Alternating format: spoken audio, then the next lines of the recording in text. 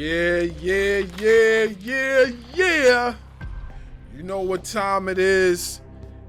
It's the most influential podcast on the planet. And when I mean on the planet, I mean on the planet. We got Bars Wrestling Media, aka S, got bars. We got the dynamic Darkwing Dub. And the historian with the facts, Jay Styles. And this is Ring Ropes and Turnbuckle Podcast. We are back with another one. What's good, folks, man? How's everybody doing, man? We in here, man. Bro. We in here. Living life. So, man, this weekend was jammed-packed with a lot of professional wrestling. I know the last video we spoke about a little bit about AEW's All In Texas. We spoke about Evolution. We spoke about Saturday night's main event. We spoke about the Great American Bash. But tonight, we are going to discuss AEW versus WWE. What is the better show right now? And we're going to give a full, extensive review of AEW All In. So, you guys watched more of All In. I did watch All In, but what the matches that I didn't catch, I just seen the highlights. So, I'm going to let you guys lead this conversation. Let's start off with Dub. What was the first match, or what was the match that stood out to you the most? And we'll go from there. Do I really need to say it? Mm-hmm. My boy, Hangman Adam Page winning the chip, baby. Let's go. Yeah. Yeah, Hangman. Let's go, Hangman. Let's go. Yeah. Match of the night, too.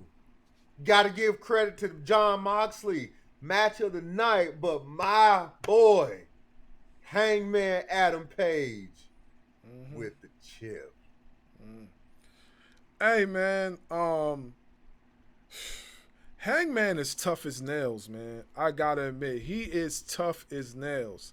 This guy has been in some of the most gruesome matches in AEW history. We could talk about the match that he had with Swerve twice. Matter of fact, twice. Not once, but twice.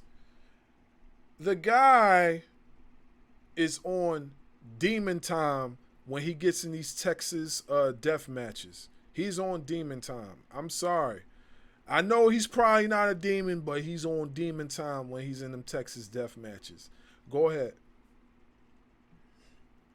The Texas death match to my boy, Hangman Adam Page, is what Hell in the Cell was for The Undertaker.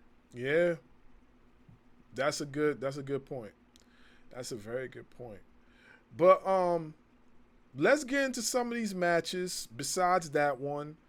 And let's also talk about which product is better. So I'm going to give the floor to you, Jay. What was the first match on the card, or what was one of the matches that stood out to you besides the Hangman joint? And let's go from there. Death Riders versus the Ops, the trio for the trios.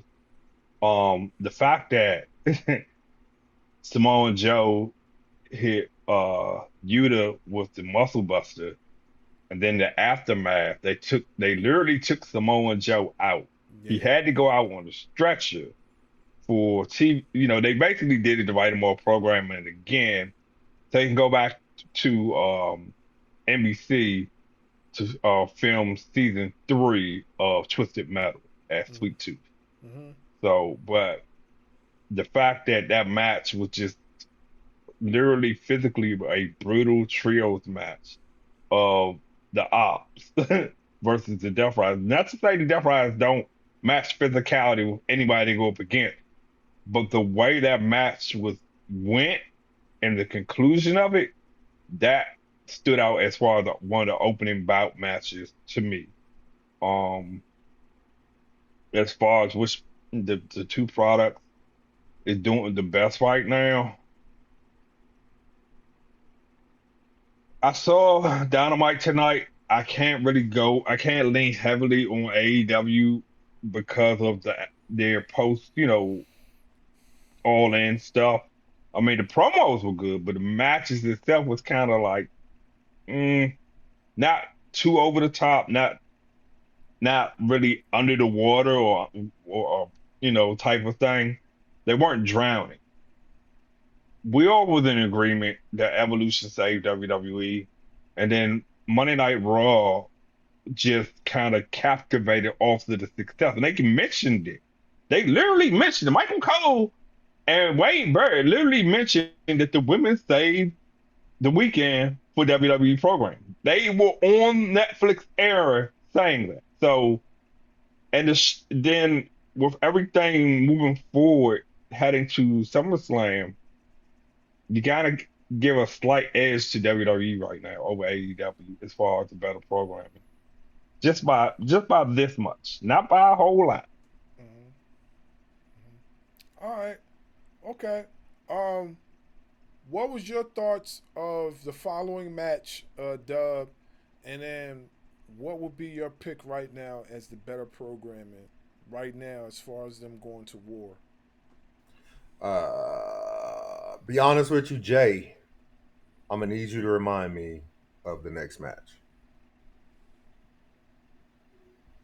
So the next match after the trios match, we went into the men's gauntlet, the casino gauntlet. The men's casino gauntlet was after that, and that MJF's lack of in ring performing to steal the win overall, with a kind of a semi assist from MVP to win the gauntlet to get the contract, was kind of like predictable because you had MVP and commentary, so it was kind of predictable what his involvement was going to be. But it was still a good casino gauntlet for the men's side, in my estimation. Mm. What's your thoughts, Dub? I thought it was okay. I had a feeling that MJF was going to win even before the All In pay per view even started. I had a feeling that MJF was going to win just because of how they're building up MJF within the Hurt Syndicate. I just had this weird suspicion that he was going to win. And it's like Jay said, all in all, it was a pretty good match. I mean, honestly, out of all the matches we had, the only one that I really wasn't interested in was the women's gauntlet match. But that the men's gauntlet match, it was pretty good. I saw MJF winning from the beginning, still pretty good. As far as what I prefer right now, I'm leaning AEW. I just think right now their product is more compelling than the WWE product. Mm-hmm. I don't like how WWE is relying on their older stars as much and not really building stars. Whereas like AEW, at least we're getting somebody like a Kyle Fletcher. The dude is that dude's gonna be a monster. Mm-hmm. That dude is going to be a straight monster. And I did not think that Dustin was going to win that title. I thought it was going to Kyle Fletcher, Yeah, me too. Me but they too. put it on Dustin. Good for him. No Mm-hmm. hate on it. I just thought it was going to Kyle Fletcher. Daniel Garcia didn't had his moments. You know what I mean? So I actually prefer what AEW is doing over WWE right now. Like if you can, I know we talked about this. Was it Sunday maybe after Evolution? I don't. I actually liked the fact that what AEW was doing at All In.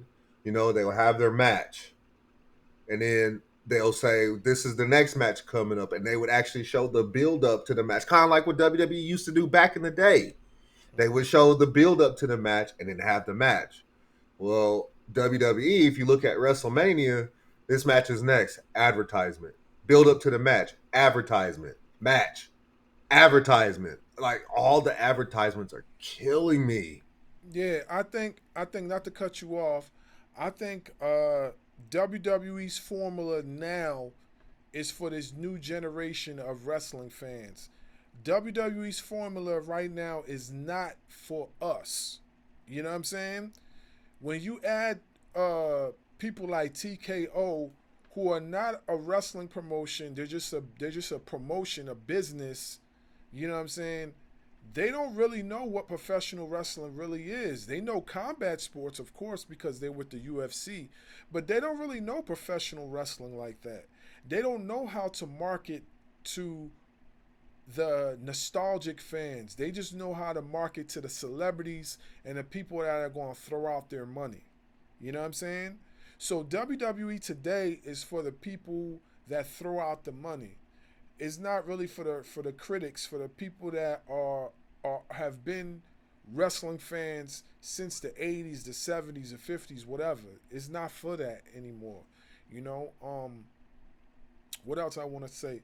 Like, um, I'm gonna let you finish and then I'll get into my thing. No. You good, bro. But basically, I'll just boil it down to I prefer AEW's product and Mm-hmm. presentation right now over WWE's product and presentation. As for me, um, what? Okay, so what was the next match? I'll say. So what was after the Casino Gauntlet? What was after that? That was Jay. What was after the Casino Gauntlet? I'm trying to remember. I watched. Um, I watched it, but was it Tony Storm versus Mercedes Moné? No. mm-mm. It was That might have it been was it was the it, no no fatal it four was way, it right? was it was no it was the Young Bucks match. Okay, the Young Bucks versus Will Ospreay and Swerve Strickland. Okay, so I watched the match. The match was fire. The match was fire.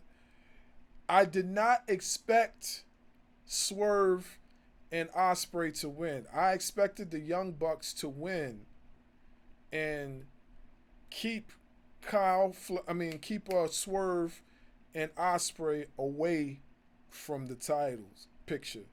I expected that to happen. That did not happen, which shows me they're trying to build Swerve and Ospreay into a rivalry some point in time in their career where we're going to get another installment of them wrestling one another, but the stakes are going to be different.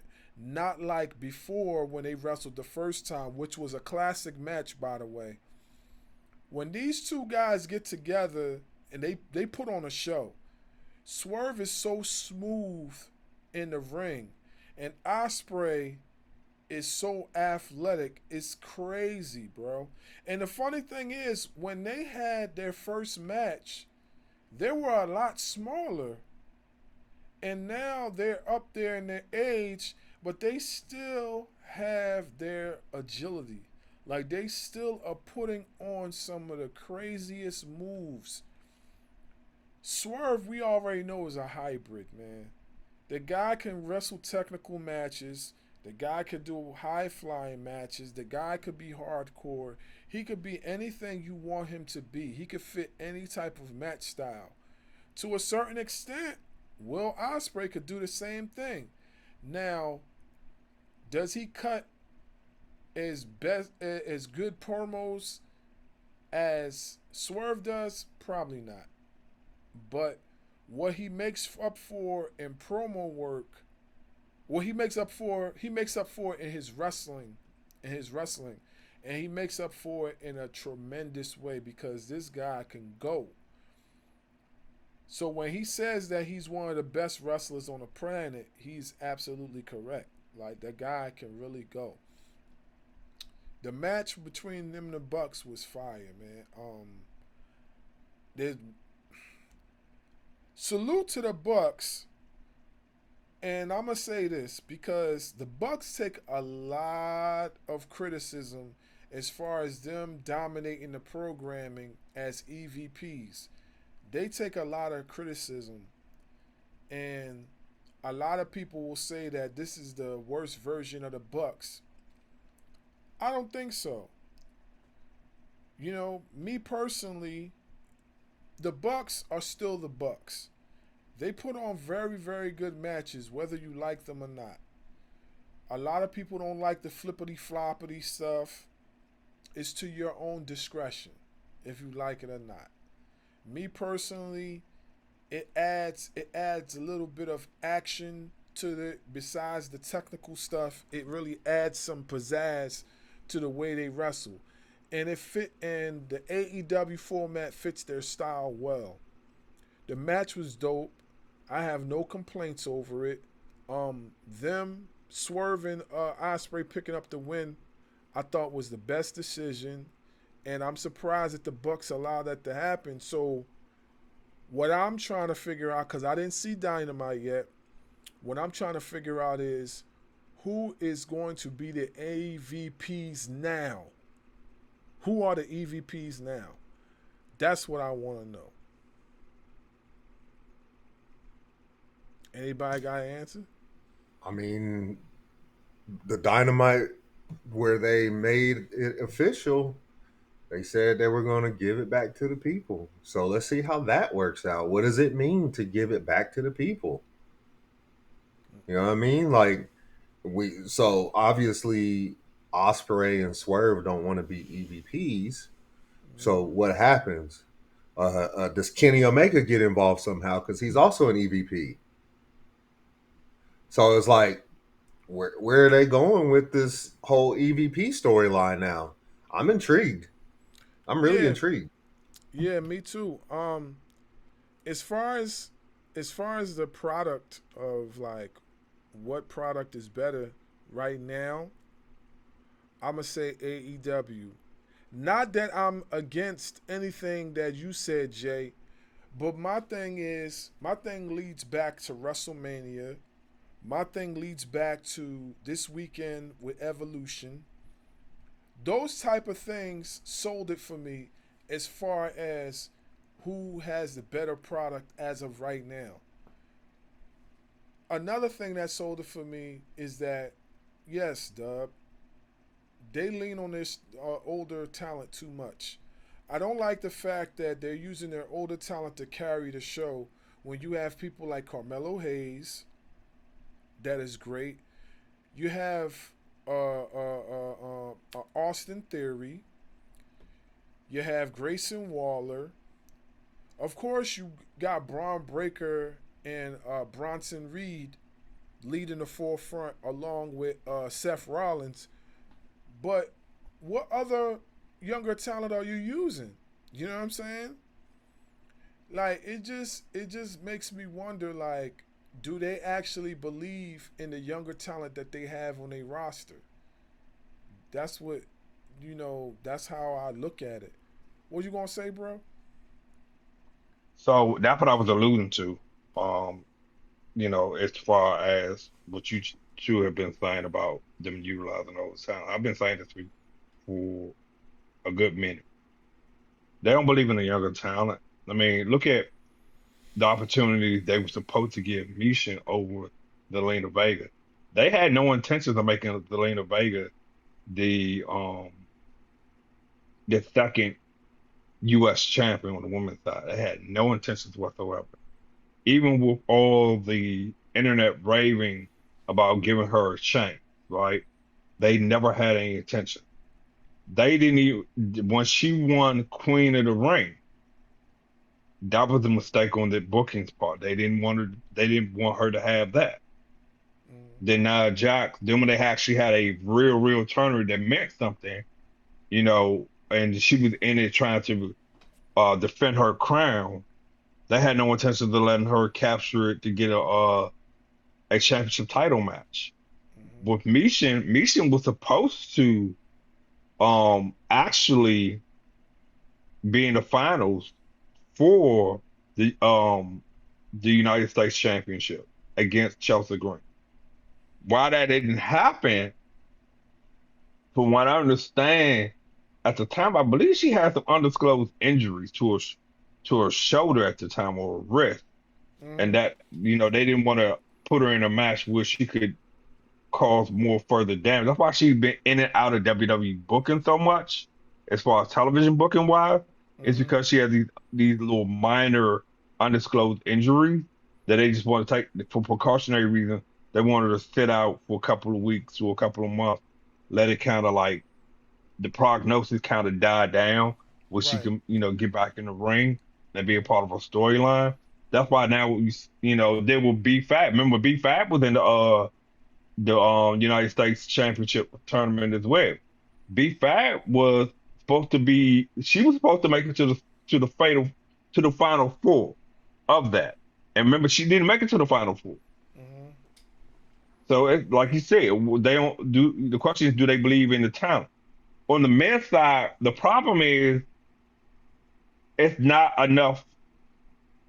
It's enough there on paper wise, but it's not enough physically because the people that we mentioned that's not injured They're from a not ready. creative standpoint, They feel like they're not who do ready. we what these matches make sense? Like look how long it took Kane Cross to get really a legitimate storyline, even with Sami Zayn, right?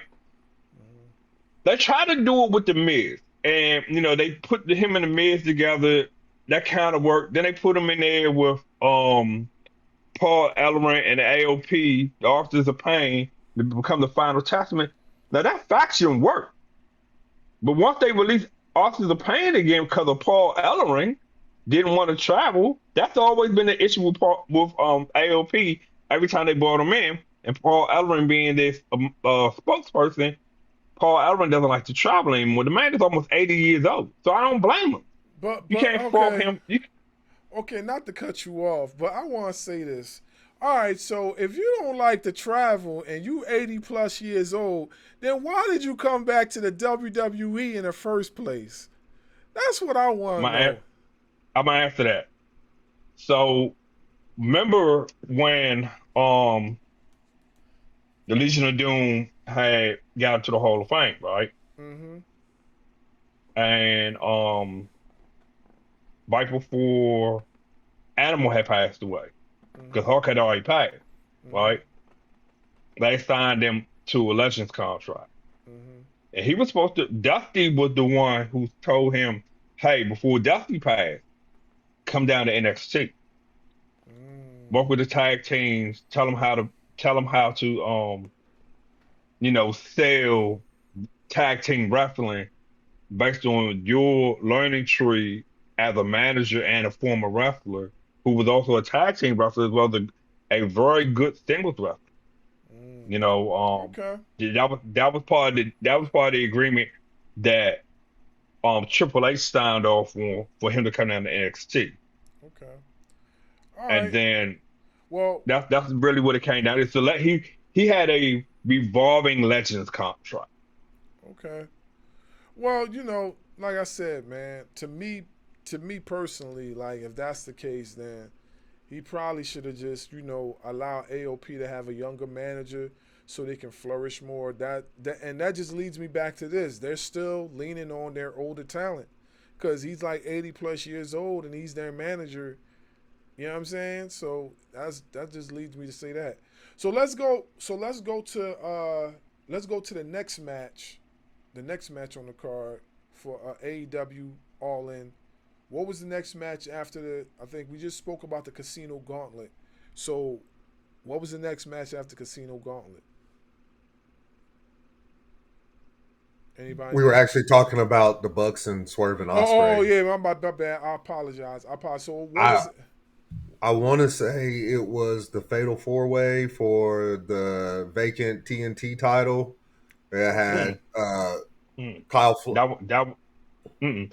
So the Fatal Four Way came after the Women's Gauntlet match. okay, all right. So So let's talk about the Fatal Four Way. Then we'll bounce back to the Women's Gauntlet match since we're already on there. So let's talk about the Fatal Four Way. Go, Dub. You go ahead. You got So the floor. yeah, so we had Dustin Rhodes, we had Sammy Guevara, we had Daniel Garcia, and we had Kyle Fletcher. I thought it was a damn good match. The person that won, like I said earlier, I wasn't expecting it. But hey, you put in the work, you get rewarded, and I feel like that's what they're doing for Dustin. Um, I personally thought Kyle Fletcher was going to win. I felt like he was primed and ready for it. He's been having a stellar run since he got with AEW. So I figured they were going to put the belt on him and like Triple H says, strap the rocket ship to him and let him fly. But they went Dustin Rhodes. No complaints though. I think they went with Dustin Rhodes because he's probably getting ready to retire soon. So they wanted to give him. No, he's not getting ready to retire. He got 5 more years. He signed a new 5 year deal. Part of it he will be more of a coach and a mentor, but he'll Okay. still wrestle. He won't transition into a part timer until between year 3 and 4. The final year, he'll just be strictly backstage. So all right. So before we continue, I didn't mean to cut you off, Dub. Before we continue, how old is Dustin Rhodes? Huh? 53. 53. He's 53. What you say, Dub? Say, can we pause? Oh, go ahead. Go ahead. Go ahead. I got a screaming little boy in the freaking living room. Okay. All right. Go ahead. Go ahead. All right, so on the Gauntlet side, it was what it was, you know. But like I say, MJF winning with the assist of MVP, it's going to be interesting because they didn't show them as far as the Hurt Syndicate and MJF on Dynamite tonight.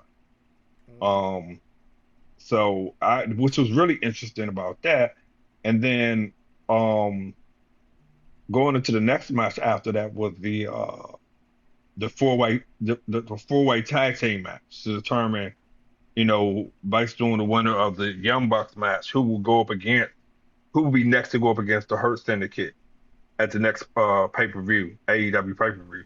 Mm-hmm. And I felt that Speedball Mike and his partner, and then Jet Speed. That's what they call him. Jet Speed. yeah, Jeff Speed, the Mm-hmm. team of Jeff Speed, they impressed me.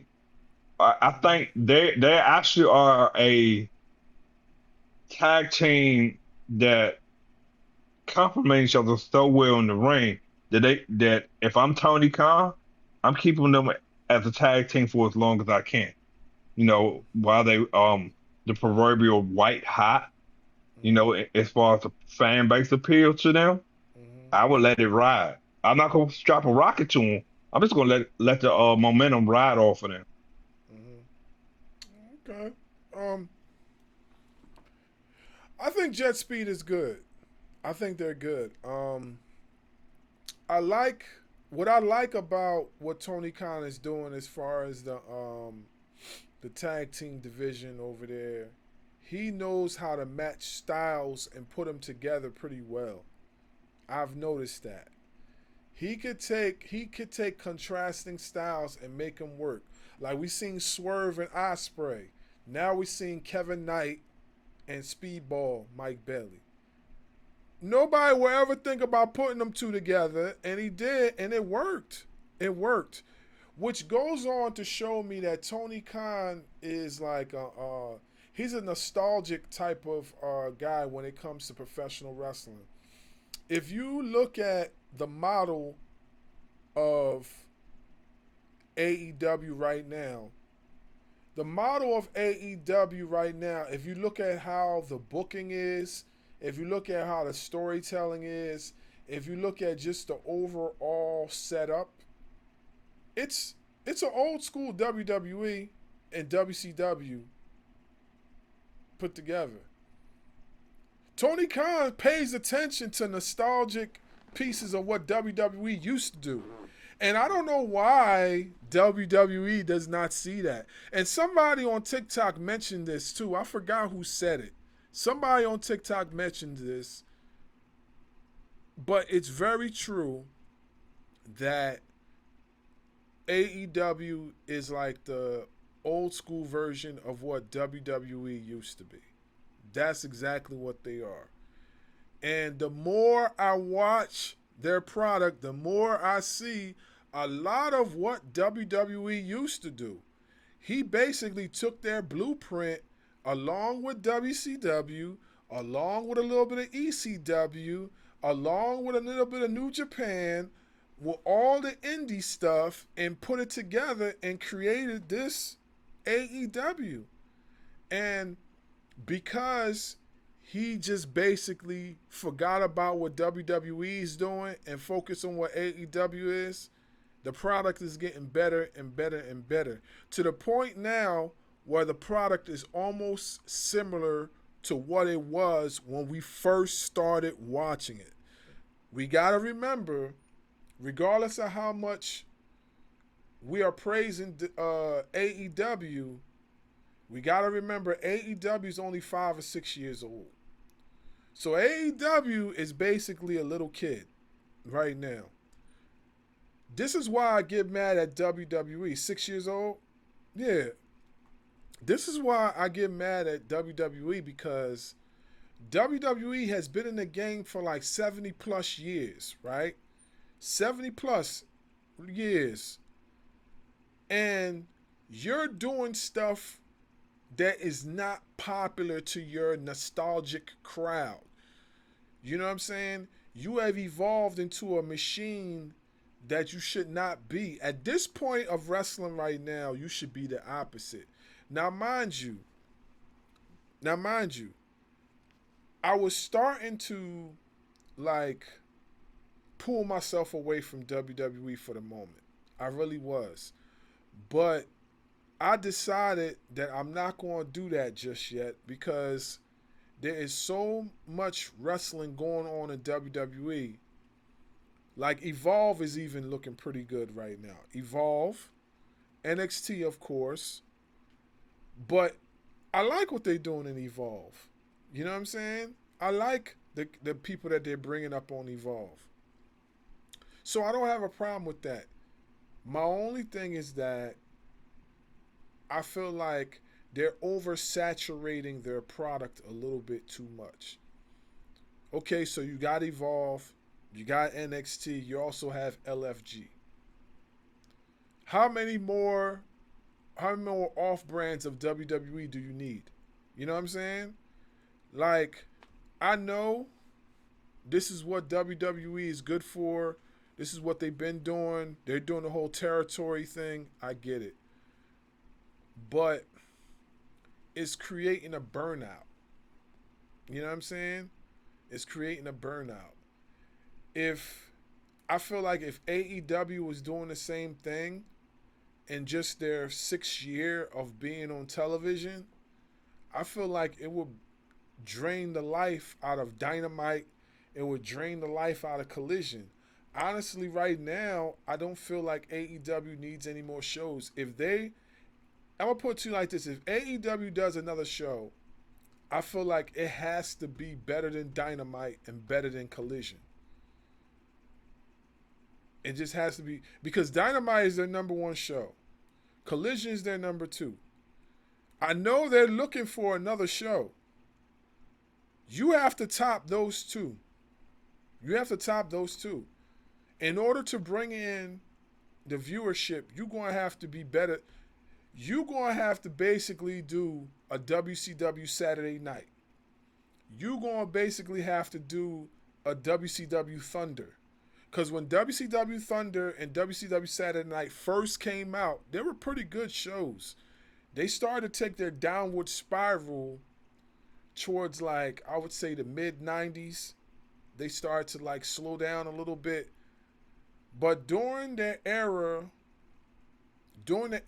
of Saturday night on, I believe it was on TNT, and during the era of Thunder, which was on TBS, they were pretty good in the beginning. Like if you look at what AEW has now, like WCW had their Glacier, AEW who they got Hologram. Hologram's very similar to the Glacier. You know what I'm saying? So this is why I said that Tony Khan, as far as him being nostalgic, he's definitely, knows how to blueprint and make it his own.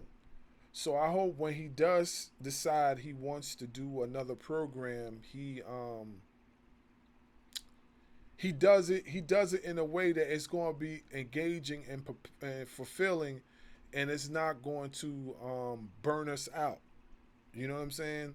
Like WWE is. That's the one thing I don't want him to take from WWE. Don't do that. But yeah, go ahead. So when they pulled Rampage off because of poor rating, it wasn't really poor rating. They just said that as far as the PR media thing. Um, what was happening is the storylines they wanted to carry over from either Dynamite or Collision didn't necessarily fit the time slot for Rampage to be on Saturday night. It just didn't. Oh, And okay. then now with them doing pay-per-views on Amazon, um, which is really liking the gate receipts of people purchasing their subscription to watch. That there's been talk about putting a third show on a streaming platform, not necessarily compete with Netflix, so to speak, but more of a equivalent of an NXT or Evolve. Well, they could do that with Ring of Honor. You already got Ring of Honor. Why don't you get this? This is the one thing that I don't like. Right?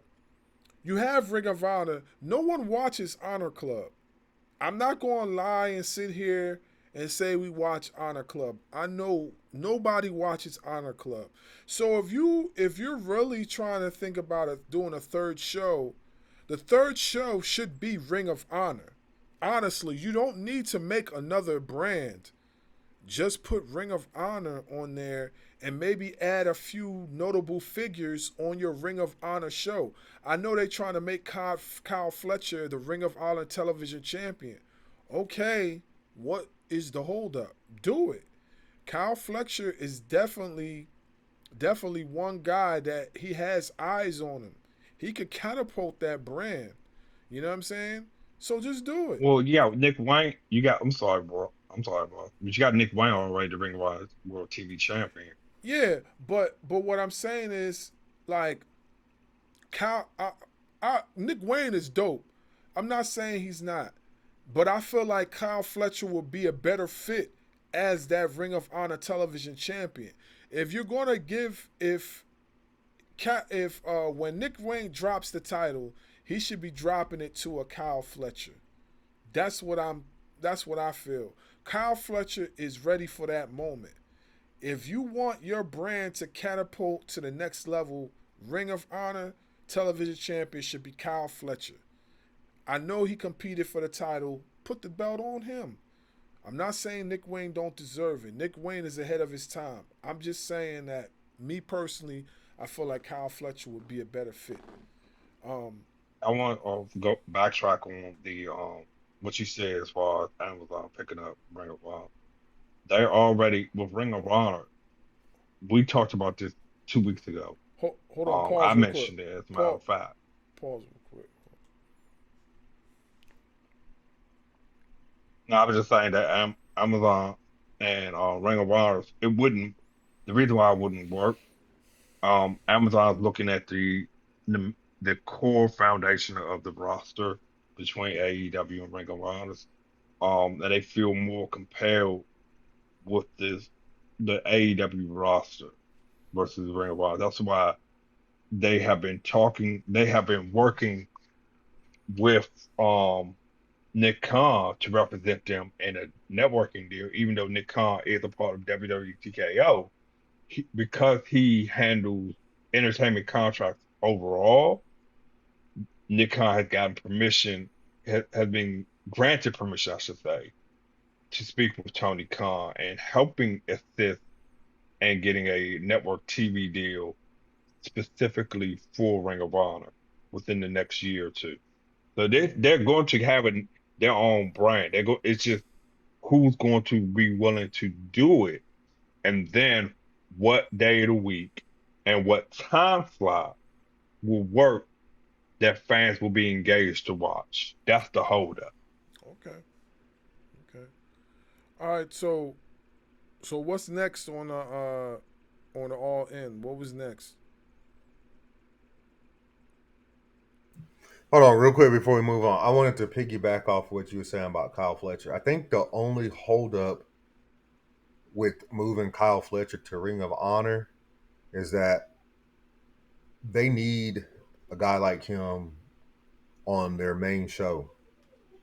They need a guy, a young stallion like that on their main show, Well, Dynamite, he could and do even make it. both.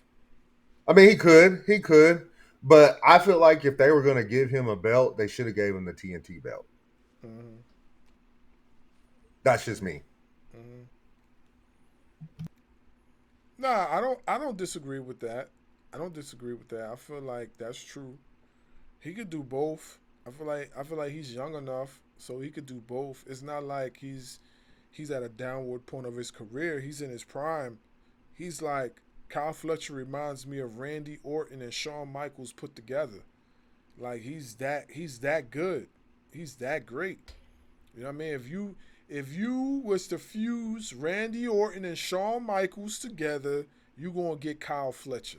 That's how that's how I feel. You know what I'm saying? So I feel like he could do both. And I'm talking about a young Shawn Michaels. I ain't talking about the Shawn Michaels that we got in the late 2000s. I'm talking about the Shawn Michaels that was wearing the glasses with the heart-shaped pants and the tassels with the fedora hats, and he had Diesel. Oh snap! So, like I said, I apologize, folks, for the technical difficulties. You know, we got a little lightning storm happening in my area, so it cut off the feed just for a second or two. So, but we back on. So, anyway, getting back to what I was saying, Kyle Fletcher is Randy Orton and Shawn Michaels fused together, and I'm not talking about the Shawn Michaels that we seen in the early 2000s. I'm talking about the Shawn Michaels, the old school Shawn Michaels with Diesel, the sexy boy Shawn Michaels, ooh ooh ooh ooh, with with this. Why you make that face, bro? Shawn Michaels has left the building. Remember that? Remember they used to say that? Shawn Michaels has left the building. Well, yo, so I'm talking about that Shawn Michaels with the sensational Queen Sherry. That's the Shawn Michaels I'm talking about. He reminds me so much of him and Randy Orton put together. So it's like I feel like he could do no wrong in my eyes right now. Like when he made that transition to the Proto Star, that just catapulted him to the next level. He's one of my favorites on AEW programming right now, and I cannot wait to see him make the transition to be champion. Like, cause he's definitely going to be a world champion at some point in time in his career, and he's just that good. He's just that good, you know. Um, but what was the match after that? Are we getting into the women's stuff now? I Not yet. think It was we. the Oh yeah, Will we hadn't Ospreay. I mean, I'm we hadn't sorry. I'm talked sorry. about the Go women's ahead. gauntlet. We haven't talked about the women's gauntlet match. Okay, But before so the Gauntlet match, we had the Kenny Omega match. Remember Kenny Omega for the Unified Championship? No, so they had three main events. The three main events was Mercedes and Tony Storm, mm-hmm, Omega and Okada, and then Hangman and Mox. mm-hmm. And Monet and Tony Storm was the first of the three main events. So we hadn't talked about the tag team, the four-way tag team match, um, or the gauntlet match for the women. What you talking about? A jet speed match? Yeah, did we talk about that already? Yeah, we talked about it. Yeah. Yeah, we did. We did. We actually talked about the MJF match twice because we talked about that Yeah. in the beginning. But it's cool because we didn't talk about it long. We just piggybacked off of what we said earlier. So let's get into Let's The get women's into gauntlet. the women's gauntlet, and then we'll go down the line as far as that. So I'll start off. So the women's gauntlet, I don't know. Like, I don't know. I was kind of in and out with the women's gauntlet. It was good, but I felt like all right. So I'm trying to remember. I vaguely remember who was in it because I was in and out. So who was the participants in the women's gauntlet again? Because then then I could remember what exactly happened.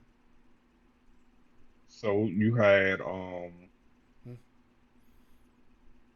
yeah, Julia Hart. Okay, You Julia. had you had Athena in it. Oh, okay. Um, Now I Yes. remember. So Athena won. Athena right, won the women's gauntlet. Okay, right. that's the best choice. That was good for business, Tony. Yes, Athena winning that match was best for business. I'm not saying the other women are not good. I'm saying Athena needs to be in the AEW women's title picture. She is the forever champion. She has put on classic matches on Ring of Honor programming. Classic. Which leads me to say this. What was WWE doing with Amber Moon when they had her?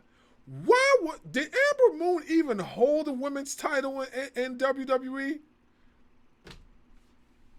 She Look, had she was part of a tag team champion. But she was in contention before she got injured.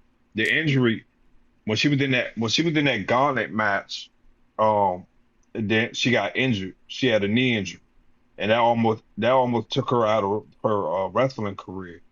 So then, because WWE didn't know how long she was going to be out, how long the recovery process was going to take, they just released her while she was still injured, which was rare.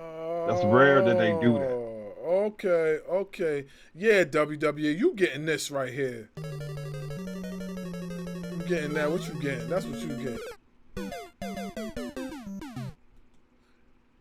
That's what you getting. Cause I definitely don't see why you did that.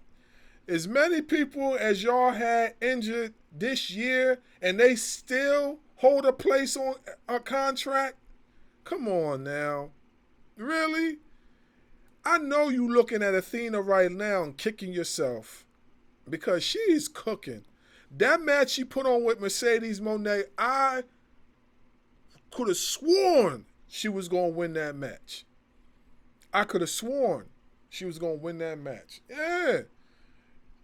You was in agreement with that too. I could have sworn she was going to win that match, and you guys know I give Mercedes Monet all the praises, but I could have sworn she was going to win. I thought Athena was going to win that match, and I was rooting for her to do that, but she didn't. So it's cool. That just leaves a spot open for them to continue that storyline somewhere down the line when Mercedes Monet gets the title when she does do that. So yeah, go ahead. Remember back in May, Mm-hmm. right before Memorial Day, Mm-hmm. during the on Hard tournament, I said, don't be surprised if we get a triple threat match between Tony Storm, Mercedes Moné, and Athena. That's what they're building up to with this, because even in the post press conference from All In Texas, Tony Storm and Tony Khan both said that Tony Storm and Mercedes Moné going to run it back. Because Mm-hmm. remember, anytime you hold the TNT or the TBS championship, you still are a top contender for the men's and women's world championship by default. Okay. Okay. What's your thoughts, Dub? I know you pondering, man. What's your thoughts? So number one on the women's gauntlet match, I'll be perfectly honest with you. I thought they were gonna put it on Megan Bain. Yeah. Yeah, I thought they were gonna give it to Megan Bain just because she's so dominant. So I'm like, she's gonna dominate this match. She's gonna get the dub. and then she gonna go on to face the winner of Tony Storm and Mercedes. I thought it was gonna be Megan Bang. Athena won it. Good for her. It's awesome because she's been killing it in Ring of Honor. It's just a matter. It was just a matter of time before they brought her up out of Ring of Honor onto Dynamite or Collision or both. It was just a matter of time. It was just everybody was Tony Khan listened to the fan basically because all the fans was like, "Where's Athena? Where's Athena? Where's Athena? We need Athena up here to rival with Mercedes and to rival with Tony Storm. Where's Athena?" He finally listened. So kudos to Tony Khan. Athena, I feel like Athena's heel character could be similar to what Naomi's doing in WWE. If you notice Athena's heel character on Ring of Honor television, it's killing it. She's killing it with that whole minion thing that she's doing. She's killing it with that. If she hones in on that on AEW television and gets a pop out of that and continues that and elevates it to another level, maybe making it a little bit darker, similar to what Naomi's doing. Go ahead. Everything you're saying is spot on.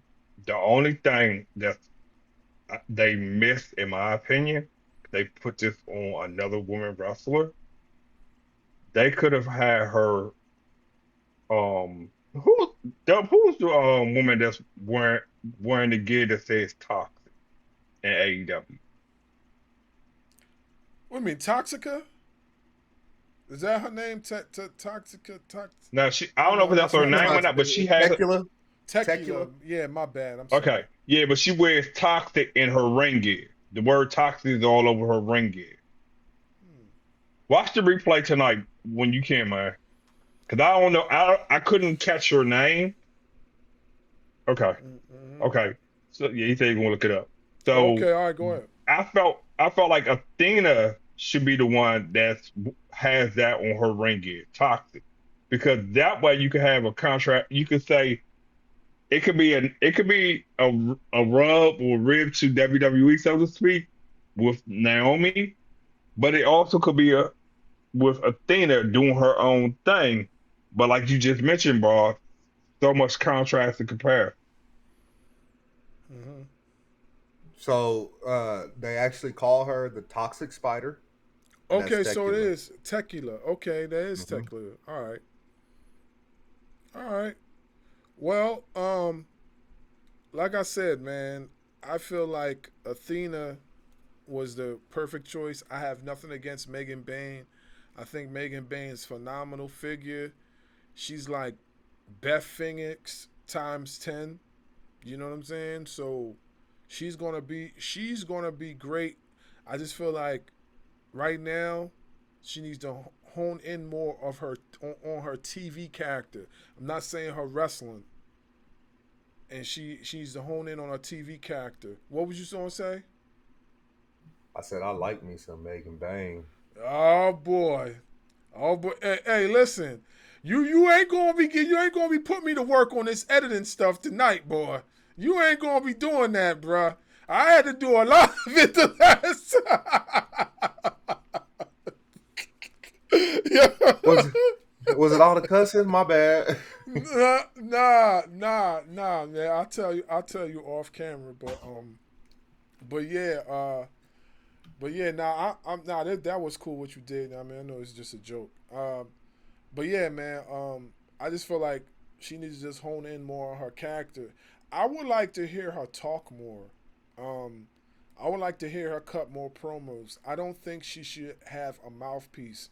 She's a dominant figure, so show that you're dominant. Show that you're a level above everybody. Talk, speak. You know what I'm saying? Like, I want to hear what she got to say. I know she does talk a little bit, but she doesn't talk enough for me. You know what I mean? You know, it kind of reminds me because she's dominant, right? She's a dominant monster. That's what she's billed as, this dominant goddess of a monster. You know what I mean? Mm-hmm. She has a mouthpiece, right? You barely hear her talk. Who would you compare that to in the WWE? Brock Well, Lesnar. Brock Lesnar, yeah. Yeah, Brock Lesnar. We knew that. We've heard him talk, but he always had Paul Heyman as his mouthpiece. Mm-hmm. But everybody really started taking to Brock Lesnar once Paul Heyman went to the Bloodline, and it was just Brock left to talk. That's when people was like, "Oh, okay, this is different."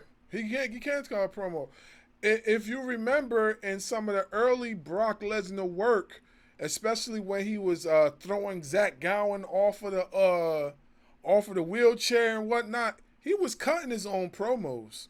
Paul Heyman didn't speak for him that much. You know what I'm saying? I don't know what led them down a path to Paul Heyman talking for him a lot more. I've heard Brock Lesnar speak before Paul Heyman got, because he always was attached to Brock Lesnar. But what I'm saying is, they had those moments where he spoke for himself. So I don't know what led them down the pipeline to have Paul Heyman be such a dominant mouthpiece for Brock Lesnar. I don't know. Maybe they just chose to do it that way. But go ahead, bro. So remember when Eddie and Brock wrestled for the World Championship, Mm-hmm. and Heyman was in the background, but like you said, Brock was doing all the talking in the ring. So because of the way he went about it and cutting the promos and attacking Eddie's personal life, it took WWE took a lot of heat from that, especially with the Latin Oh. community, with the things he was saying at the time that was very culturally sensitive to the Latin community. So to censor Brock Lesnar, they asked Paul Heyman to be his mouthpiece so that he didn't have to WWE didn't have to worry about any backlash or ramification from their Latin community fan base. That was the reason for that. Oh, okay. All right, makes sense. Hey, man, that's why you the historian.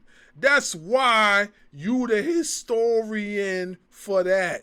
So let's give you the.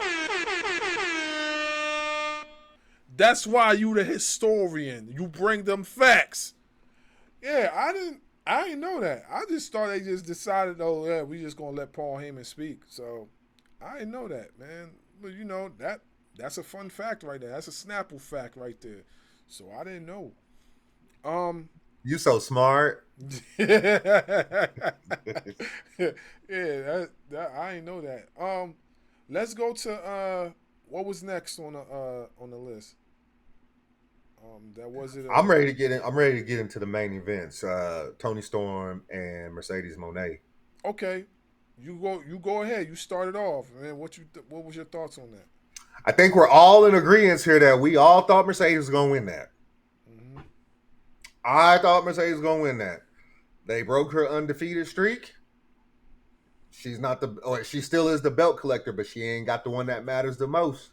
Mm-hmm. And I don't, bro. Did you see what Tony Storm did? Nah, Hmm. I missed that part. I think I looked. I Hmm. think I was looking at my. I think my son was doing something, and I looked away for a second, and then I just heard the crowd react. So what happened? Because I'm going to watch the replay and see. I'm just gonna say 6'9". What? Oh. Look, no, I got on my basketball jersey, my Houston jersey, right? I'm burning up. The rocket fuel is it within me. I'm burning up. I can't contain it. That's how hot it was. Yo, that moment was hot. That was a hot moment. And then, hey, you have to go back and look at the highlight reel of the post press conference of what Tony Storm said. Oh my gosh. Yeah, oh, I did see that one.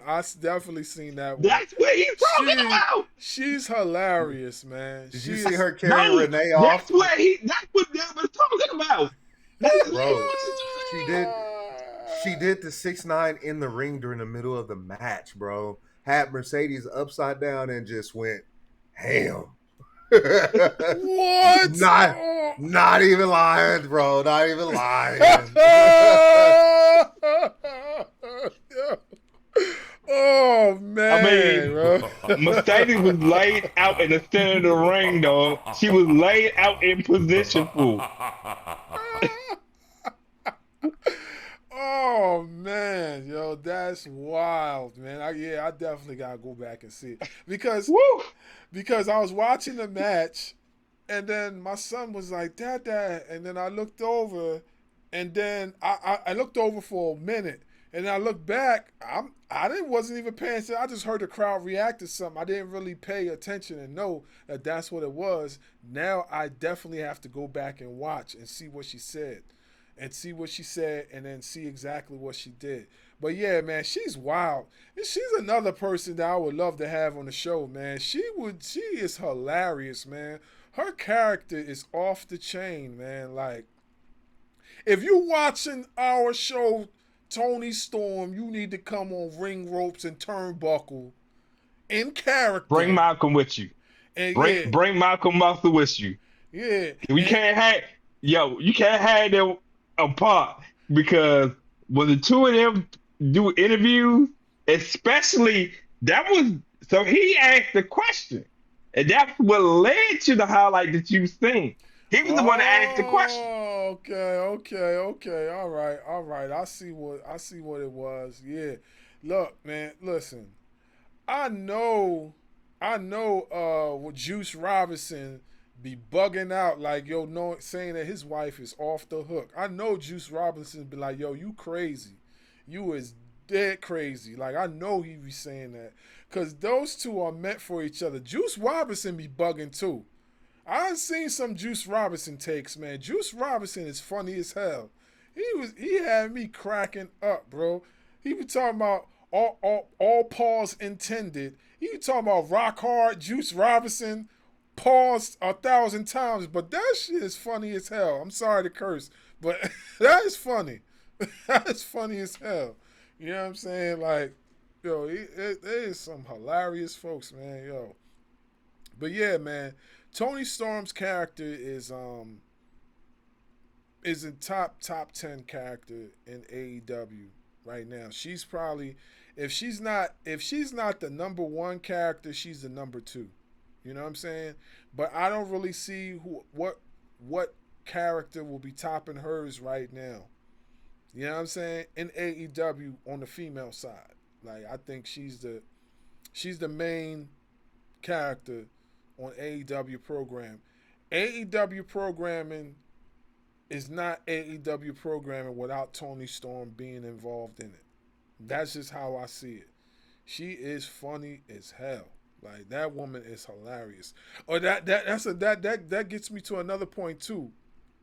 So so this is what happened. So when I went to go see Collision with my son on his birthday, right? Tony Storm was actually outside on the boardwalk on the balcony, right? See, all right, so we all know I'm from Atlantic City, right? So when you go out there, when you at the convention center, there's a trying to remember. All right, so when you at the convention center, there's a place where it's a balcony, and you could go out and you could look over the boardwalk at the convention center. So she was out on the balcony, and I forgot what she said, but she was bugging out so much that the whole crowd was cracking up. I believe I still have the Bars Wrestling Media fan footage of that I still haven't edited yet. So I'm going to go back and look it up, try to put something together and put it on the page. But yeah, man, she is hilarious. Her character is off the chain. Go ahead. No, I was saying I've been to Atlantic City Convention Center. So you talking about the atrium by the pedestrian bridge from the parking garage? Yeah, well, all right. So you know what I'm talking about. So when she came out there, it looks right over the boardwalk. So people that were on the boardwalk were actually looking up, and they were like, "Oh, somebody's out there on the boardwalk recording," and they see the TV cameras and stuff. And if you look, and if you look from the inside, you could see her looking over and just talking crazy as usual. But yeah, man, she is hilarious, man. Look, if you bringing children to a AEW event with Tony Storm, just cover your child's ears. There's a lot of stuff she said. I had to cover my son's ears. My son was like, "What are you doing, Dad?" I was like, "This, man." I was like, "This." I was like, "Look, man, you're not getting me in trouble with your mom. Like, I'm gonna hold your ears like this." You know what I mean? But yeah, man, Tony Storm is definitely top 10, top 5, number one heel in the face. I mean, in AEW right now. Yeah. What's next, guys? That would be Okada and Omega. Oh And yeah. FYI, I just sent y'all a interesting link. Okay. Yeah, I already know. That's why I started laughing. But getting back to the rating, Yo, you burnt out, yo. that match was a 10. that Boy, don't watch that around your wife. That's all I gotta say. Don't watch I, that around your wife, cause you gonna be dying laughing around your wife. She'll be like, "What the hell are you laughing at?" oh no, I'm going. She I'm at watching work. it. Oh yeah, she at work. No, I'm I'm gonna saying, but watching he it. decided to watch it. But he decided to watch I'm watching it it. Don't tonight. open What you it up talking around your about, wife. bro? What you talking about? I'm watching it tonight. I'm watching She it at tonight. work. Yeah. Hey, You, I'm watching it tonight, man. My wife probably not gonna bug out. She's just gonna be like, "Yo, what are you watching? Why are you watching that?" You know what I'm saying? that's what I'm saying. She gonna be like, what the hell are you watching?" Nah, she ain't. The She the video is only like 20 seconds. yeah. All right, nah. I'm definitely check it out after. But yeah, man. Go ahead about the Okada Kenny Omega joint. Go ahead, Jay. You was giving your Yo, it was that match from opening bell to the conclusion where Okada get the pinfall and is the first unified champion. Right, the way they kept showing the video highlights of all their matches in New Japan, and Mm-hmm. from their story rivalry, man. This the match itself, in my opinion, is not even the equivalent of Steamboat and Flair when Steamboat beat Ric Flair to win the championship, and then they had two more matches, and then the whole build up to the final chapter of them. This match more so reminds me of WrestleMania 3 of Savage and Steamboat Oh because yeah. the way they put on a clinic, the way it was just so many counters early on in the match. Like they knew what each other was going to do to try to take each other out early in the match. The crowd reaction to each counter, you don't really see that in pro wrestling, regardless of what promotion it is, Mm-hmm. that often. As far as the pops, the this is awesome chant. Because how many times at AEW, honestly, guys, have you heard in all their pay-per-views in their 6 years of being in business? Have you heard the crowd go, "This is awesome"? Yeah, you're right. You're right. Yeah, you're right. Uh, That's And why I give it a 10 because the crowds for me was more compelling and intrigued in this match mhm. than the action itself. The action did what it's supposed to do, but it's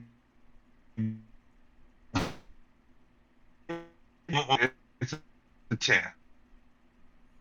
Yeah, that I like what you said about it being similar to Steamboat and Macho Man. That's a great connection. That's a great connection because it was very similar to that. Very similar to that. Um, we all know what Kenny Omega is, man. He's not the best bout machine for nothing. Like he does a lot in a short time span. The guy moves so fast. He's like the Matrix. He moves so fast, you never see it coming. He's like a video game character. You know what I'm saying? His moves, his ability to like just and he's and not for nothing, he's not a small guy. To be doing the type of moves that he's doing, he's not a small guy. Kenny Omega gotta be at least 225, 230 solid. You know what I'm saying? And the way he moves is just crazy. Like Rain Man, like listen, man. Rain Man's character in AEW is funny as hell.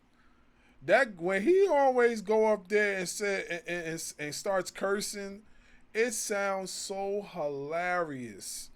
Because and it's not because of it's because of the accent, and I think he knows that, and he uses it to his advantage. It's similar to what they got Io Sky doing now, what she did with Naomi. If you watched Raw, that was hysterical. What did Naomi say? Naomi was like, I don't know what you just said, but I was like, oh no.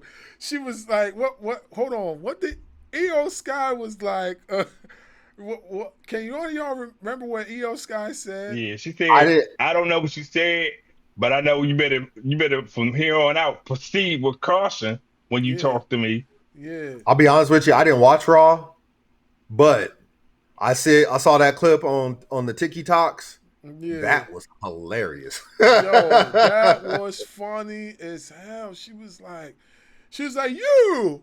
She was like, I don't know what you just said. I was, oh no, no, they did not let her just say that. Oh, I was like shocked. But EO's a trooper, man. She had to have signed off on that. You know what I'm saying? You could tell that they were trying their hardest. All of them in the ring were trying their hardest not to laugh. It's so, especially EO.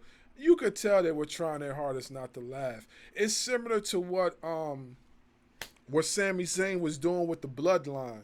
Like when he was just when he did the whole Usi thing, that was hilarious.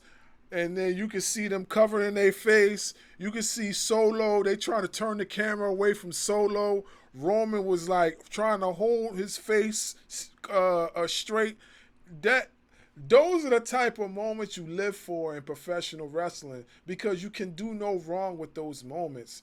And that definitely was a moment. And like I said, it is similar to what Okada does right now with his character. It is so funny. When he what about when he was in the back, right? And he was talking to somebody and they walked away and he was like, and excuse me for cursing because we know I don't curse like that, but he was like, bitch.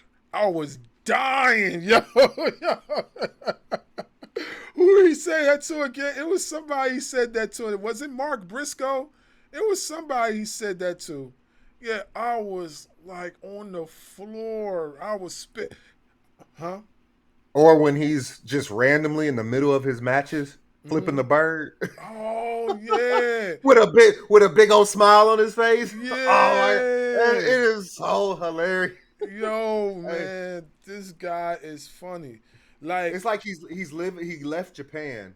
You know, he's in his later years, right? He left Japan from putting on banger after banger after banger. Came over here to American AEW and is just living his best life now. mm-hmm. And he's another one that's probably going to end up holding the AEW heavyweight title at some point in his career, because he's just getting started, man. He's going to end up being a world champion. He's probably going to end up being the first foreign champion, most likely, because I don't see nobody else right now at his level on the AEW roster as a foreigner that's going to hold that chip right now. You know what I'm saying? I don't see nobody. Maybe they might be one person. I don't know. Depending on how they book him, but I definitely feel that he's going to be another one that's going to hold that title at some point in his career. But that match was Hold fire. on to that thought. Hold on to that thought, because I'm about to drop a major bombshell regarding that. Mm-hmm. I don't know if you guys pay attention to the rumor reel Mm-hmm. recently concerning a WWE star that's also from Japan that is going over to AEW. Who's that? Shinsuke Nakamura, When is he going to when is he going to AEW? 2027, when Yeah. his contract is up in WWE. That would be breaking news if that actually happened. I have not It heard. is. He's been on the public record and said that he's not resigning. He's not resigning. If he goes to AEW and they make Okada versus Nakamura, that match is going to be 5 stars hands down.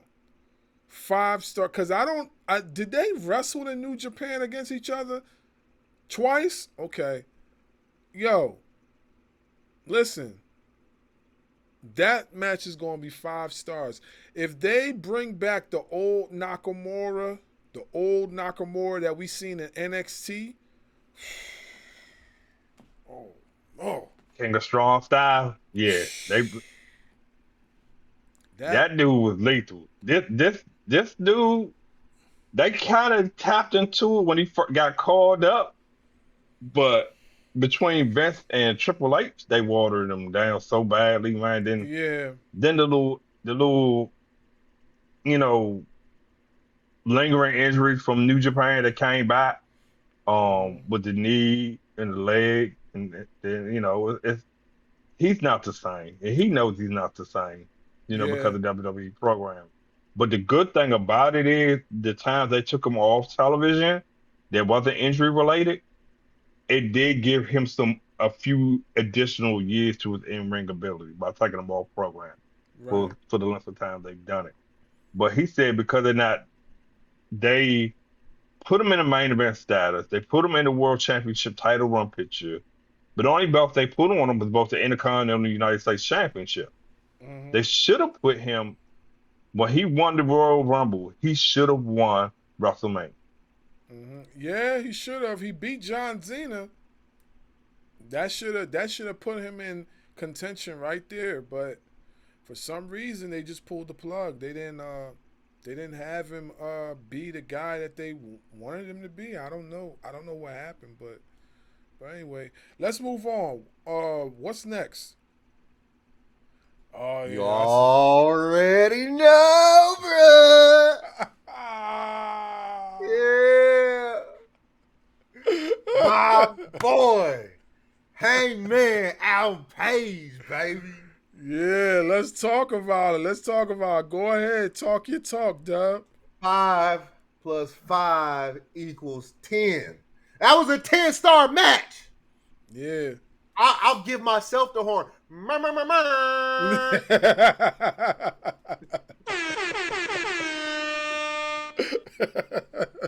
Yeah, man, that match was That crazy. was a wild match.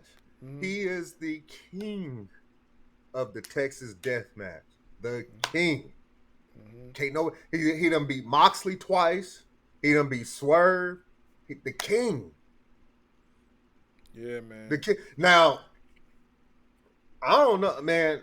I don't know how they be taking these shots, man.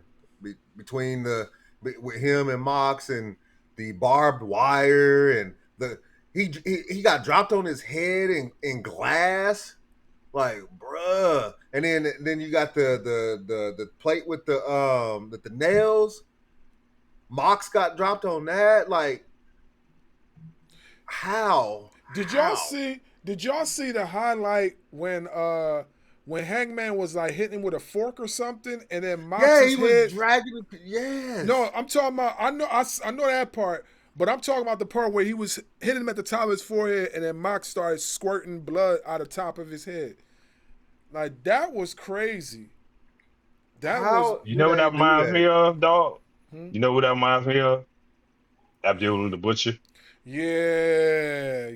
That's yep. That's a good point. Abdul the Butcher and Sabu's uncle, the original Sheik.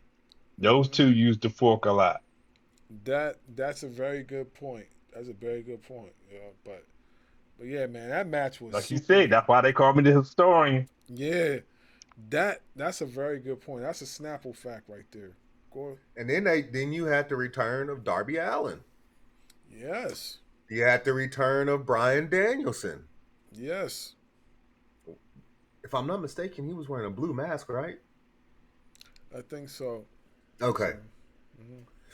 All in all, like I said, 5 + 5 = 10. That was a 10-star match. No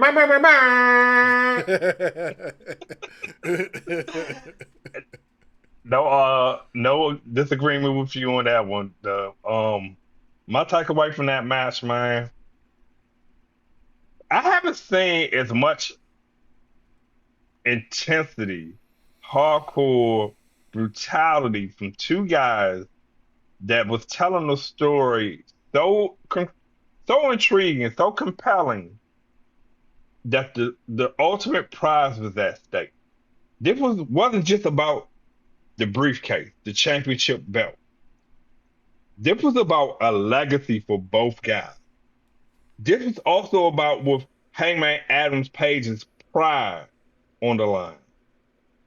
People were questioning his love for professional wrestling, love for the business. You know, they put that into this story perfectly. All right. The fact that you had, as Dub just mentioned, the return of Bryan Danielson, the return of Darby Allin. Swerve Strickland even gets involved in this match. The ops come in to get involved in a match. You know what I'm saying? Hmm. You know, there was a bloodline. Let's call a spade on this. A WWE comparison. Bloodline rules. Yeah. Yeah. It There was was. a bloodline rules match. Yeah. I definitely see the similarities when you say it like that. Yeah. It was a great match. It was a great moment. I like the fact that they returned to Hangman's old music, his first theme when he first came to AEW.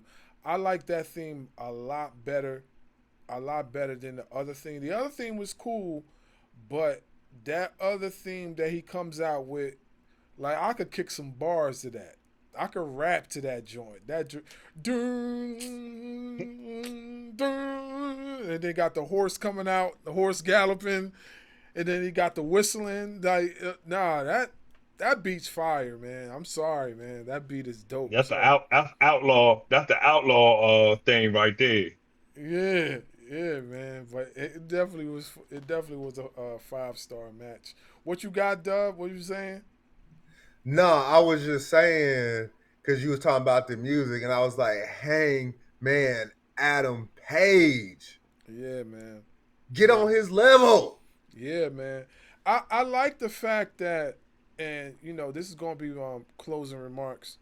So I like the fact that Hangman went through these transitions and went through his growing pains. Like we seen him in the beginning, it seemed like he didn't really know what he was going to be character wise. He went through his challenges. He kind of grew in front of our eyes, and he became what he is right now. Now, I think the best thing that happened for Hangman was his heel turn. The heel turn really brought him into his own as a character. When he turned it to that heel, it really brought him into his own, and it allowed him to be what he is right now. Um, he's gonna put on some classic matches. I have even when he was a face, even when he was a face the first time, he didn't put on a bad match. You might can say whatever you want to say about his promo work and his character, but his matches was always fire. His matches was always good. He always worked a great match. You know, this version of Hangman is top top 5 in AEW right now. This version of Hangman, and I want to add something to what you just said, bro. go ahead. Well, people watching this that may or may not have been following Hangman Adam Page's career based on what Boss just said, keep in mind he nearly beat Chris Jericho to become the inaugural champion. Mm-hmm. He nearly beats him. Mm-hmm. So this whole trials, tribulation, transgression period that he had put himself through, and let's not forget, as Boss also mentioned, the heel turn.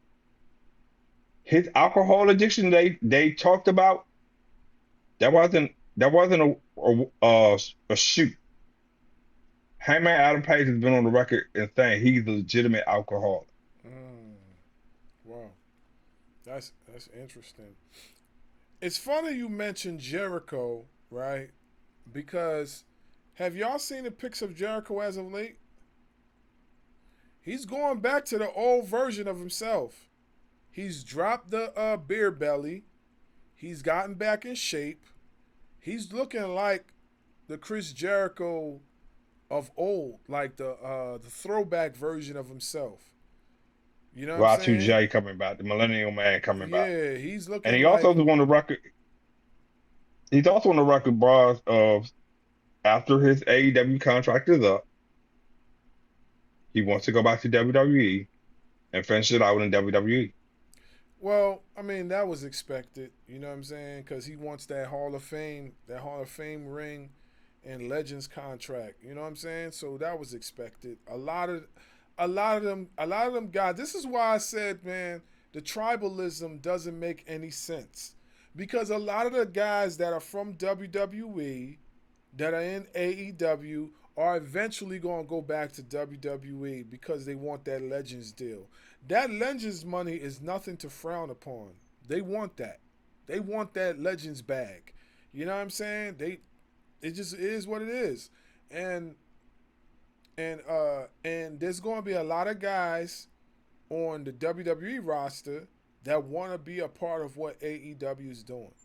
I said it before, I said it again. There's just some people that are booked better in AEW because of their in-ring style, and there's some people in WWE that would be booked better in WWE. It's a full circle. So what? Stirring the pot?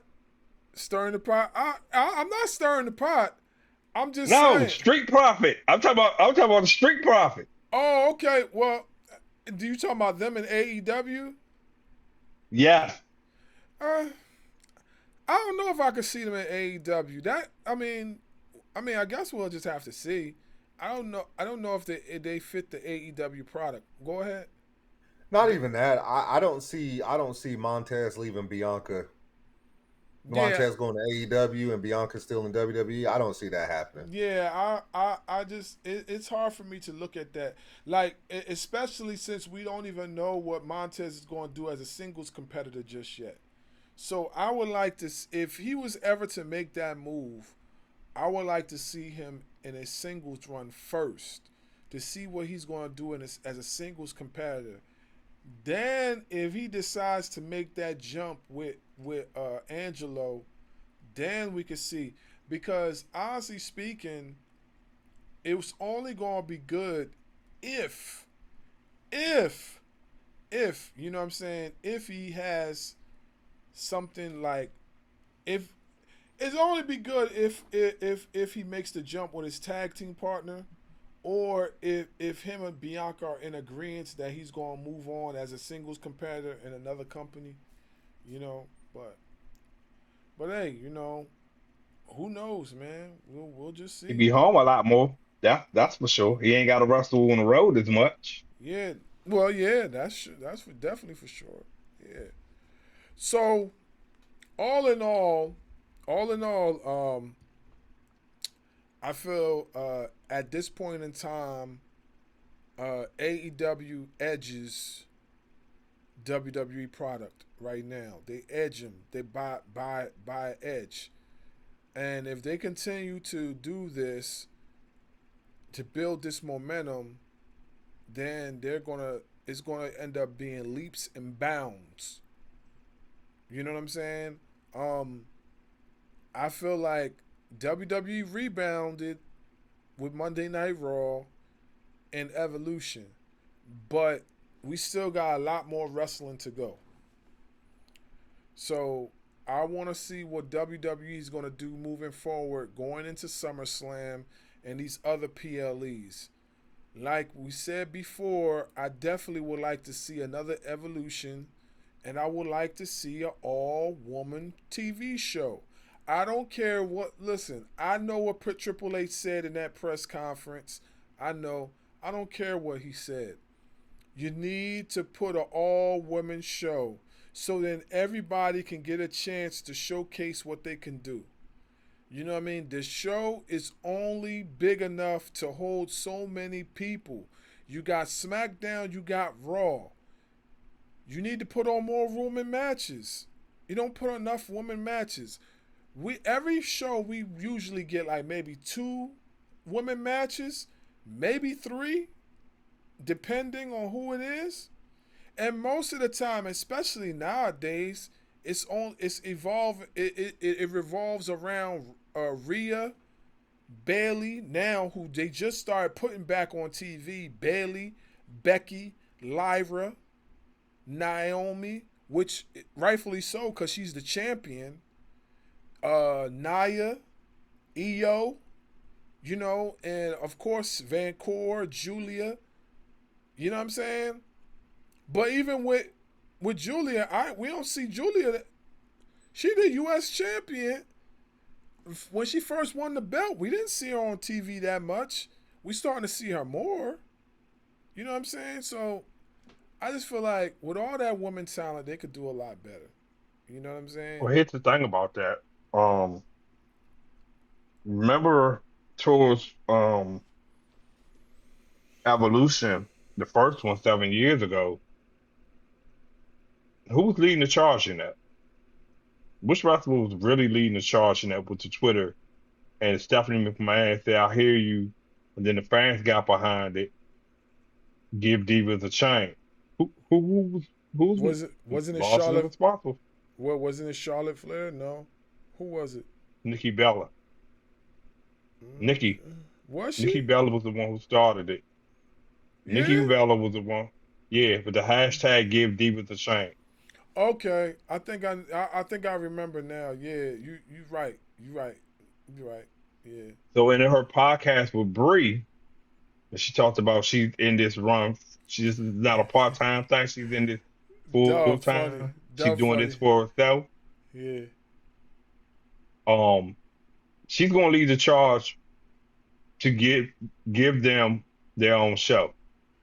Her, I hope so. Natalia,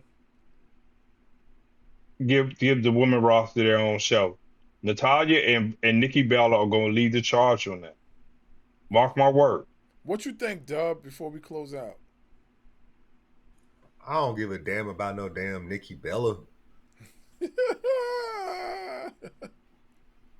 Natty, okay, I can work with that. I don't care about no Nikki Bella. I mean, you got plenty of women on that roster right now that can lead that charge. You got Charlotte that can lead the charge. You got Bailey. You got Becky that can lead the charge.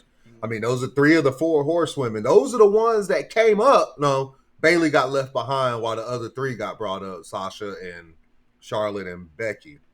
So there's 2 of the 4 right there that got brought up as the new revolution of women that can lead that charge. You don't need no. Yeah, I hear you. I get what you're saying. I get what you're saying though, and I'm not disputing that. But hear me out for this 1 second. Out, outside of Natalia, who else is considered the Mother Goose or the Queen Bee of the locker rooms? Similar to what the Undertaker was, the judge, jury, and execution on the men's side of the locker room. You said Queen. Well, Charlotte Flair. Charlotte Flair would be that, right? No? No, she doesn't Well, why have the not? same respect. She doesn't have the same respect that But Nikki. you still got Becky. Becky, we all know that Becky has respect. Who was it? It was an interview. Somebody, a released talent, just gave an interview, and that Becky was the one that was consistently fighting for her. I can't remember Indy who it Hartwell. was. Was it Indy Indy? Hartwell. Yeah, it was Indy. It was Indy. It was Becky Lynch that was kept on putting her neck out there for a lot of these women. So there you have it. You got Natty and Becky Lynch.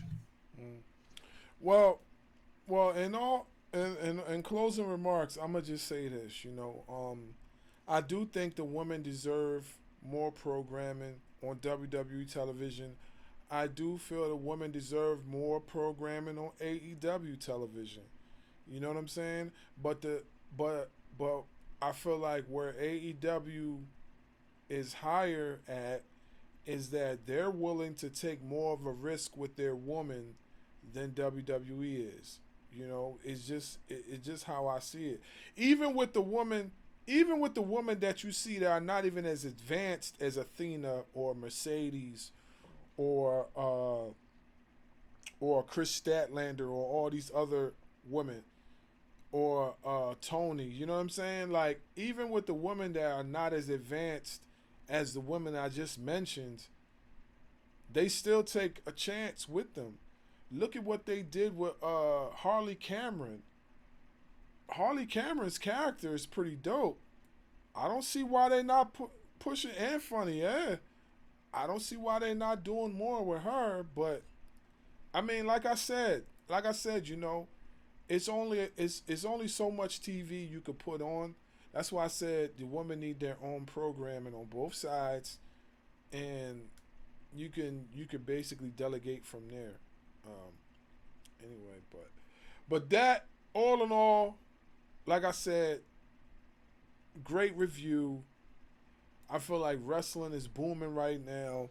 But if I had to make a choice, like I said, right now, to me personally, AEW got the upper hand at the moment.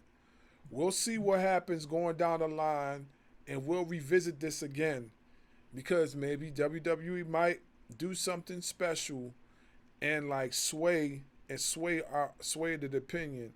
I know Jay was on the favor of WWE side. I can see why, because if you look at it from a perspective of experience, and you look at from a perspective of like the look and what they're doing business wise, then you probably would pick WWE. But as far as the wrestling content, wrestling, that's what the moral of this discussion is. Wrestling. They're putting on a clinic. You know what I'm saying? And I don't think you need any bells and whistles or cameras for that. You know? You don't need bells and whistles or cameras for that. You just need a nice, decent one with a little bit of trinkets, and you just go from there. Just a little bit. But this, we gonna revisit this again. We should do another review like this. Give it like let's say we give it like 2 months, 3 months tops, or lesser than that. Let Dub get to his word, then I'm gonna tell you how soon we should do it. Okay. Here, I'm just going to put this all into one lasting thought, and then I'm done. Number one, my boy Hangman. Let's go. Yeah, Thank that you. party horn, the party horns. I was about to give myself that murmur again. Yeah, Thank you. yeah, we got that too. Yeah. So, to piggyback off what you were saying about the products, right? As far as wrestling goes, which is like you said, this is what we're here for. The wrestling. It's AEW. AEW's focus is wrestling. Mm-hmm. They leave the theatrics and all that other stuff to WWE. Here's the question. Can AEW keep the momentum going? Mm-hmm. There you go. Because we've seen it. When AEW has had momentum, they lose it. So can Tony Khan keep that momentum going? What in the hell can Triple H do to start gaining some of that momentum back? What can Triple H do? We got to see. Because I think one of their main problems right now, lackluster PLEs. We can get by with lackluster Raws and lackluster SmackDowns and Saturday Night main events because we've seen AEW do it. Are Dynamites or Collisions always great? No. But when it's time to put on that pay-per-view, they know what the hell they doing. Can WWE and Triple H get the most out of their wrestlers when it's time to do these PLEs? We got SummerSlam right around the corner. I've already heard people say that they think SummerSlam is going to be a snooze fest. So, can WWE gain some of this momentum back? My opinion is they're going to have to capitalize on the PLEs. And can AEW keep the momentum? That's all I got other than my boy Hangman Adam Page. Let's go!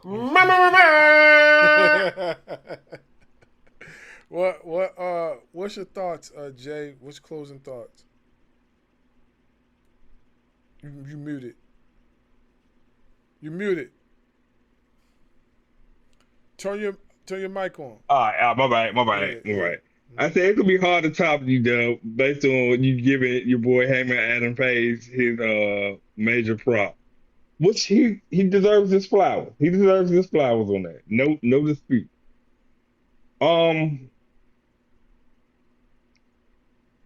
We do, our whole platform is geared on wrestling. No doubt. That's what we're here for. As a wrestling historian, a non-tribalist, the reason why I chose WWE wasn't because of tribalism. It was more who continues to give me, in my estimate, better entertainment quality. And like I said, it's by a small margin that WWE does that for me, by a very small margin, and largely more so due to Raw versus SmackDown and NXT. Evolve is a hit and miss week after week, but there's a lot of consistency there. LFG has me looking at the future talent that's going to be on NXT, that's going to be shown on Evolve. It's got me looking at them more subjectively at the moment than objectively, because I'm more of an objective guy. I don't like to look at things in a subjective manner.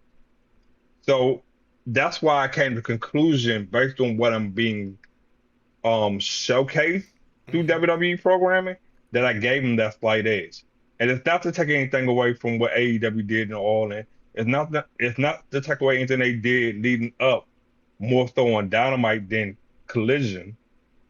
It's just that I didn't get enough backstory line. I didn't get enough backstage segment promo for Renee, for Cap, to really put the pieces of the puzzle together once we got to All In. That's my only thing for me. But well, go ahead. I was gonna say one thing, then we're gonna close out. Okay. Go ahead. Finish. But at the end of the day, man, we all love the business. We want the best for the business, period. And no matter how we critique and give our reviews and feedback, at the end of the day, it's because it's not that we expect great things from any of these promotions we're talking about. It's just we want the, I don't want to say nostalgic feeling to it. We just want that excitement overall, that dynamic of the excitement of being captivated. That's the word. We want the captivation of wrestling. That's what love letter is to wrestling. has been for us from childhood into adulthood. Is that we've always been captivated by a match, by a wrestler, by storytelling or performances leading to a rivalry, if you will. Wrestling has kind of gotten away from that. And that's why I was like, well, is WWE still kind of the does it? AEW has their own little twists and turns to it, but it could be better. Every promotion can be better. They just got to stay consistent. And I think if you want to say who's more consistent, yeah, you could say AEW is a little bit more consistent than WWE for the build up for their pay-per-views versus WWE. WWE moving forward, we got to do a review quicker, guys, than um leading up to Survivor Series. I think this is the bread and butter because they're going into the fourth quarter after Survivor Series of things that this is going to make or break the rest of their calendar year, and it's not going to be Survivor Series. Survivor Series is supposed to save the calendar year, but SummerSlam, for the first time being a two-night event, it's a winner take all type aspect moving forward for the rest of the calendar year versus AEW. If they flop in a major storyline match that's not title based or title geared, it doesn't matter what you throw in there for these title pictures, doing the segments of the title matches. The fans they're just not going to be interested. And AEW is going to, they don't have to even capitalize on the pay-per-view. To be honest with you, for the month of August, they can kill it in ratings just on Dynamite alone. They don't even need Collision for the month of August to kill kill WWE if SummerSlam is a flop outside these championship matches. That's all I gotta say. That's my closing remark. Well, we'll revisit it in a few weeks, and we'll see what happens on SummerSlam, and we'll come back to this on what product is winning at this particular time. Right now, we got AEW up. Let's see what happens after SummerSlam, and we'll come back to it. Anyway, it's your boys, the trio champions of the world. Ring Ropes and Turnbuckle Podcast, signing off. And we want the smoke. We want the smoke right now. You hear Shao Kahn. You hear him talking. All right, folks. We out of here. See you later.